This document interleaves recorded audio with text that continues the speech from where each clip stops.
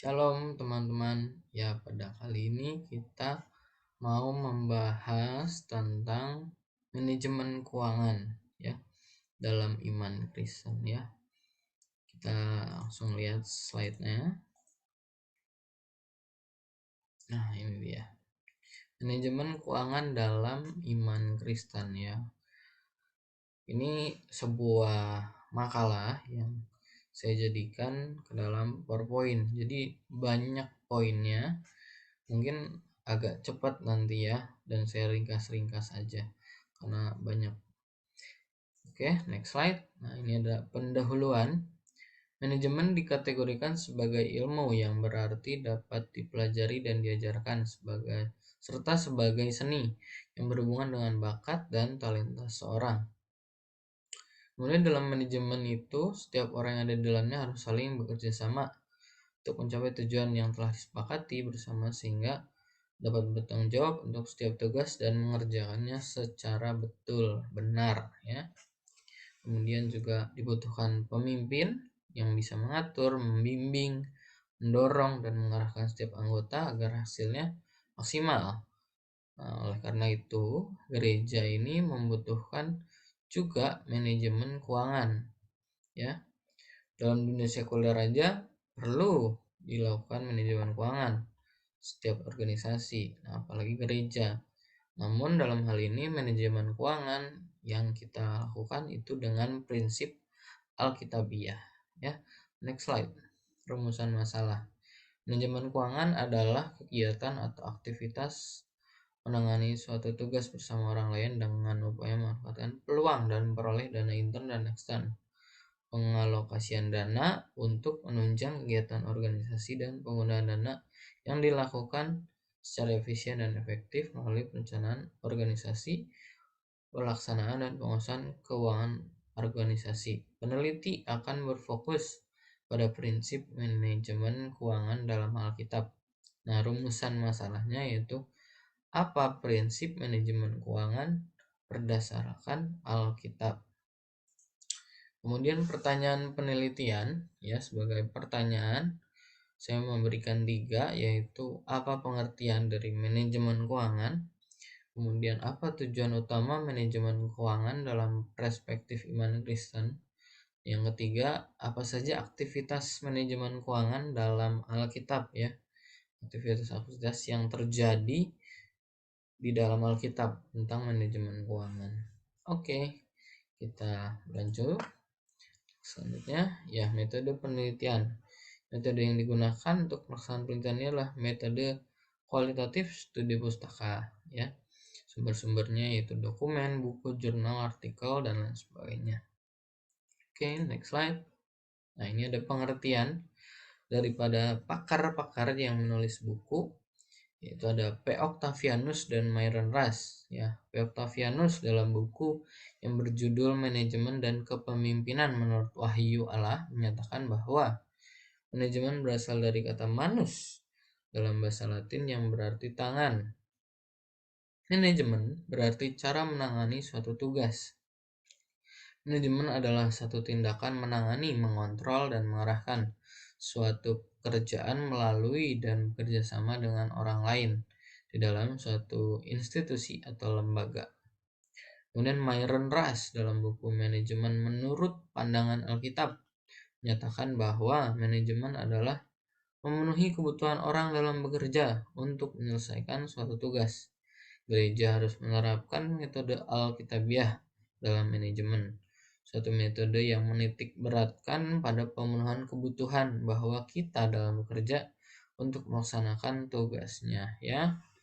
Ini pendapat-pendapat ahli ya, yang menulis buku. Kemudian next slide. Nah, dalam pengertian pakar dan penulis tadi ya, saya menyimpulkan bahwa manajemen keuangan Alkitabiah adalah kegiatan atau aktivitas menangani suatu tugas bersama orang lain dengan upaya memanfaatkan peluang dalam memperoleh dana intern maupun ekstern, pengalokasian dana untuk menunjang kegiatan organisasi, dan penggunaan dana yang dilakukan secara efisien, efektif melalui perencanaan, pengorganisasian, pelaksanaan, dan pengawasan keuangan organisasi yang sumbernya berasal dari prinsip Alkitab.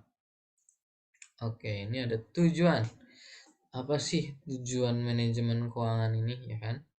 Tujuan dari setiap orang Kristen maupun dalam bisnis, dalam bidang-bidang lainnya adalah untuk memuliakan Allah, tidak hanya untuk mendapatkan keuntungan.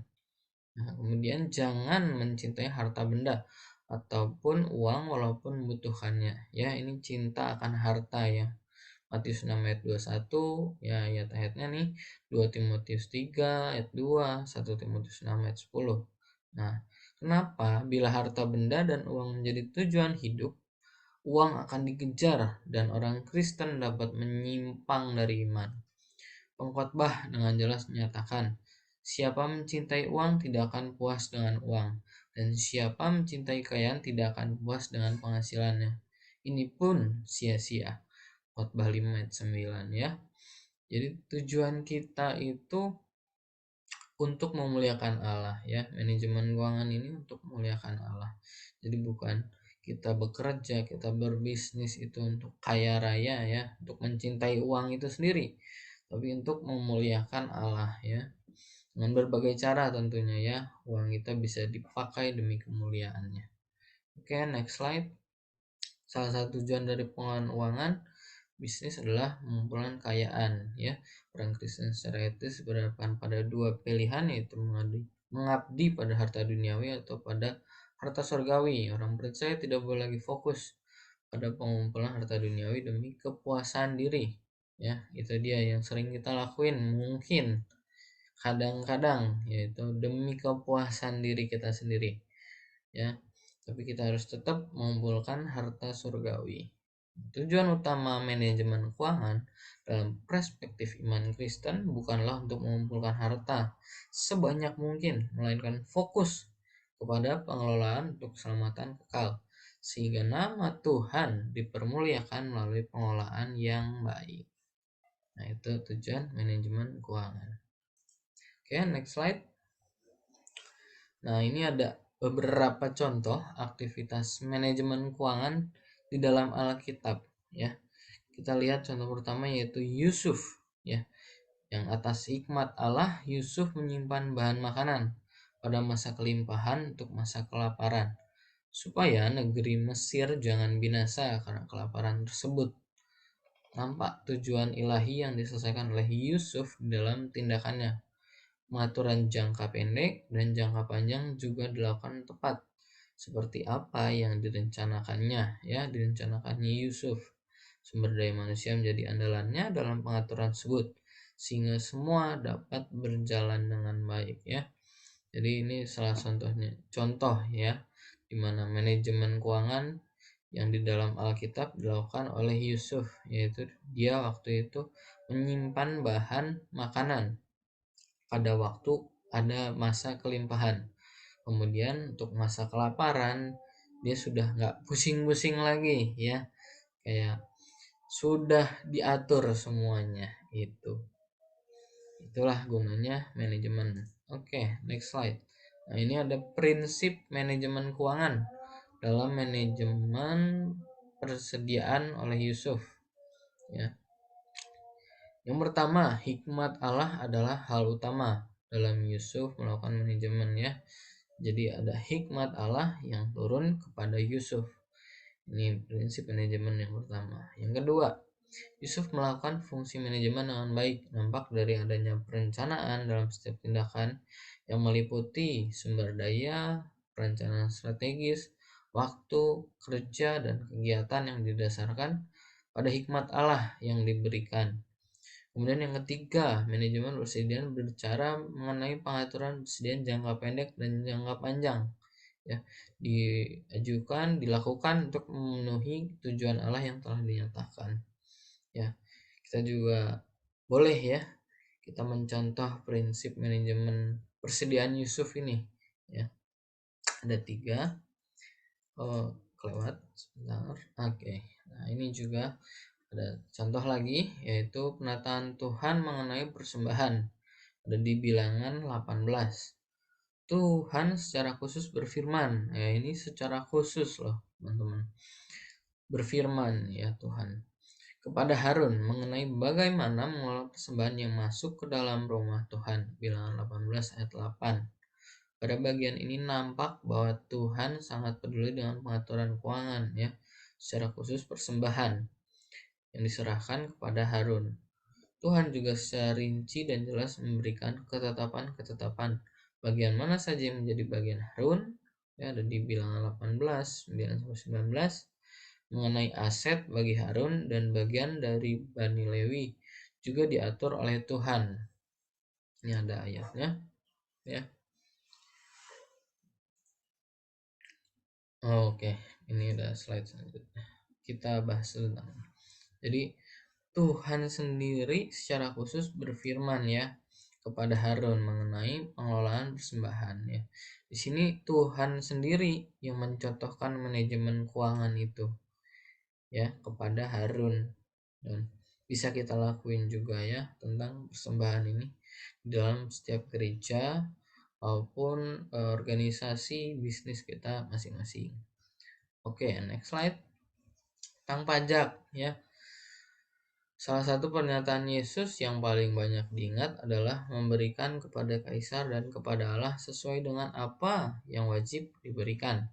Matius 22 ayat 17, Markus, Lukas ya. Ada ayat-ayatnya. Ini adalah perintah yang jelas bagi kita untuk membayar pajak. Yang terpenting adalah kepatuhan kita, yaitu kepatuhan kepada undang-undang negara di samping kepada hukum Tuhan ya. Jadi yang kemarin itu saya sempat dengar ya tentang kasus pajak ya, bukan pajaknya sih tapi anaknya pajak jadi kena bapaknya yang berurusan dengan pajak, kemudian kitanya jadi tahu gitu ya bahwa orang-orang pajak itu ternyata kaya raya. Nah, tapi ada statement-statement juga yang menentang, jadinya boleh nggak sih kita nggak bayar pajak dulu ya. Tapi ingat ya, di sini di Alkitab sudah jelas ya kan tentang manajemen keuangan, salah satunya pajak ya. Pajak itu sendiri diajarin oleh Yesus, dimana ada gambar kaisar ya kan di dalam uang itu, dan maka kita harus memberikan kepada kaisar ya, kepada negara apa yang wajib kita berikan, dan kepada Allah apa yang wajib kita berikan gitu teman-teman. Next slide, pengumpulan bantuan oleh Paulus ya. Ini pada Konsili Rasuli pada tahun 49, Paulus dan Soko Guru Jemaat Induk Yahudi di Yerusalem menyepakati agar Paulus menginjili orang-orang bukan Yahudi dan tokoh-tokoh jemaat Yerusalem menuju kepada orang-orang yang bersunat. Di saat itu pula ada kesepakatan untuk mengumpulkan persembahan untuk hasil misi Paulus yang ditentukan untuk membantu orang miskin dalam jemaat Induk Yahudi di Yerusalem. Galatia 2:9. Nah, di dalam Kisah Para Rasul 11:9 sampai 30 disebutkan bahwa para murid memutuskan untuk mengumpulkan sumbangan sesuai dengan kemampuan mereka dan mengirimkannya kepada saudara-saudara yang tinggal di Yudea. Hal itu mereka lakukan juga dan kepada penatua-penatua dan perantaraan Barnabas dan Saulus ya. Ini tentang pengumpulan bantuan ya. Dikatakan di situ untuk kepada orang miskin dan saudara-saudaranya, kepada penatua-penatua. Nah, ini kita bisa lakuin juga ya teman-teman ya, bahwa kita bisa bantu-bantu orang-orang yang memang dalam kesusahan dengan uang yang kita miliki ya. Ini dia aktivitas manajemen keuangan di dalam Alkitab, yaitu membantu orang yang membutuhkan. Kemudian next slide. Oke, ternyata sudah habis slide-nya ya. Jadi ini ada daftar pustakanya ya. Memang cukup banyak buku yang digunakan, makanya materinya juga banyak. Ini udah saya potong-potong sedemikian rupa, tetap banyak juga. Oke, ini ada nggak perlu saya sebutkan ya satu-satu. Jadi ada beberapa daftar pustakanya, ini. Kemudian next slide, ada ini juga ya. Oke, sudah selesai ya. Terima kasih, Tuhan Yesus memberkati kita semua. Semoga kita bisa menerapkan ya prinsip-prinsip manajemen keuangan dalam Alkitab ini ya di dalam hidup kita.